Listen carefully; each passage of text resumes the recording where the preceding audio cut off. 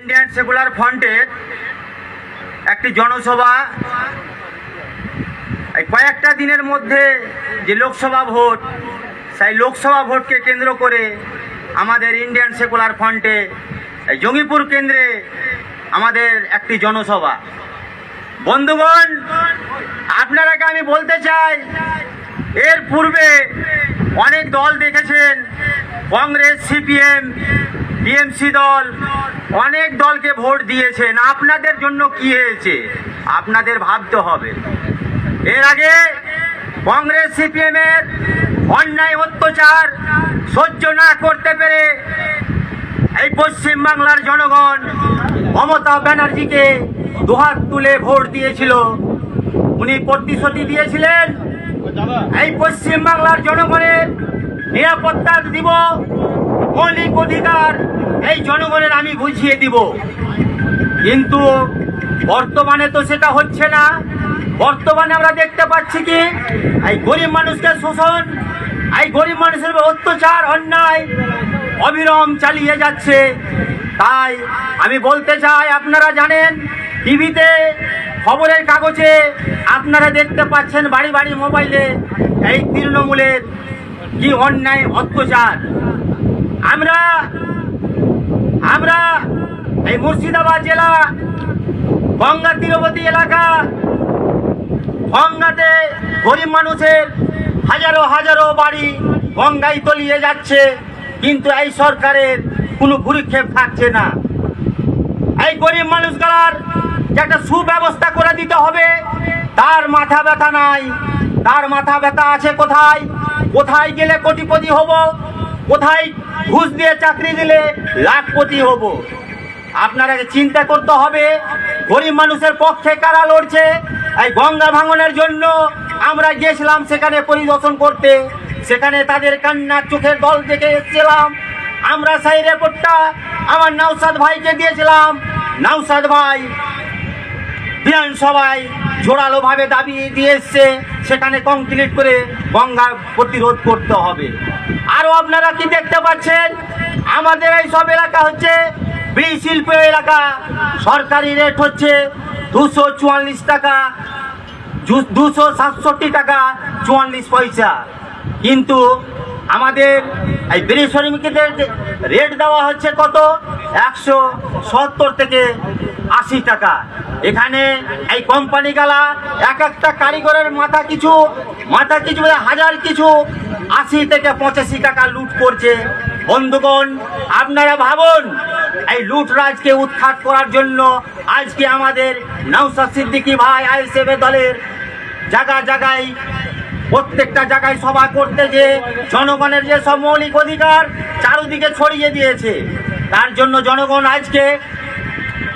জনগণ আজকে বুঝতে পেরেছে সঠিক দল কোনটি, এই দেশে আমাদের অধিকার কি আছে। তখন সমস্ত জনগণ এই আমাদের ইন্ডিয়ান সেকুলার ফ্রন্টে ঝাঁকে ঝাঁকে জয়েন হচ্ছে। তখন মমতা ব্যানার্জির মাথা হয়ে গেছে খারাপ।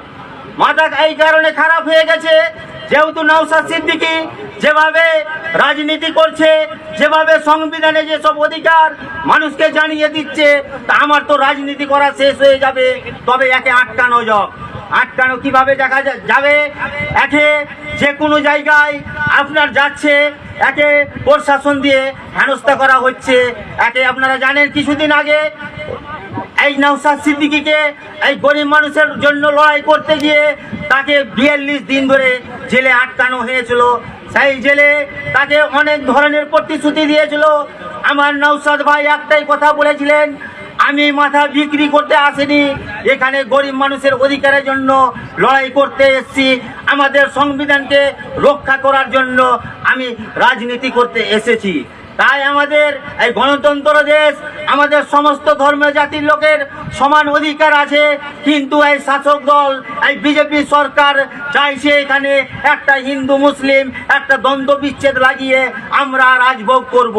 তাই বলছি বন্ধুগণ, ডাক্তার আম্বেদকর যে সংবিধান দিয়ে গেছেন, এই ভারতবর্ষের মাটিতে হিন্দু মুসলিম সমস্ত ধর্মের লোক একত্রিতভাবে বাস করবে, কেউ ধর্মের আঘাত করবে না।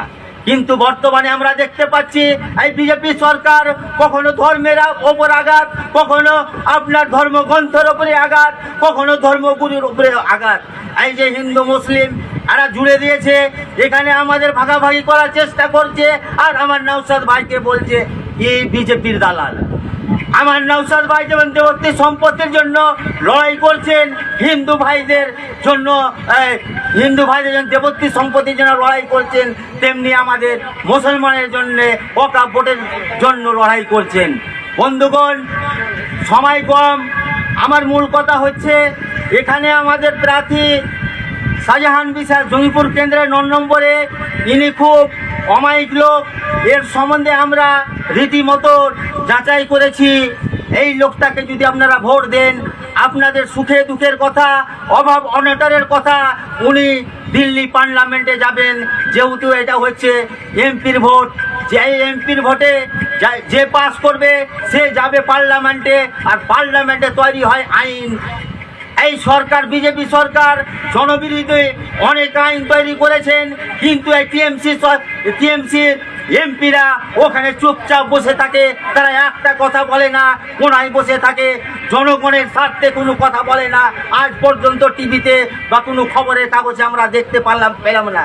আমার এই নওশাদ ভাই একটা এমএলএ পশ্চিমবাংলায় 294 এমএলএর মাথা যখন ঘুরিয়ে দিতে পারে, আমরা যদি এই পশ্চিমবাংলা থেকে 8 থেকে 10টা এমপি যদি আমরা কেন্দ্রে পাঠাতে পারি, মোদির মগজ হিলিয়ে দিতে পারবো।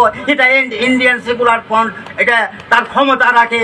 সেটা আমরা চাইছি জনগণকে আপনার ভবিষ্যৎ ভাবেন, আপনার ছেলেপুলের শিক্ষা দিতে পাবেন, আপনার স্বাস্থ্য কেন্দ্রের দিক ভাবেন, আপনার সম্পত্তির দিক ভাবেন, আপনার ভবিষ্যৎ ভেবে আপনারা আমাদের প্রার্থী শাহজাহান বিশ্বাসকে আপনারা বিপুল ভোটে জয়যুক্ত করুন।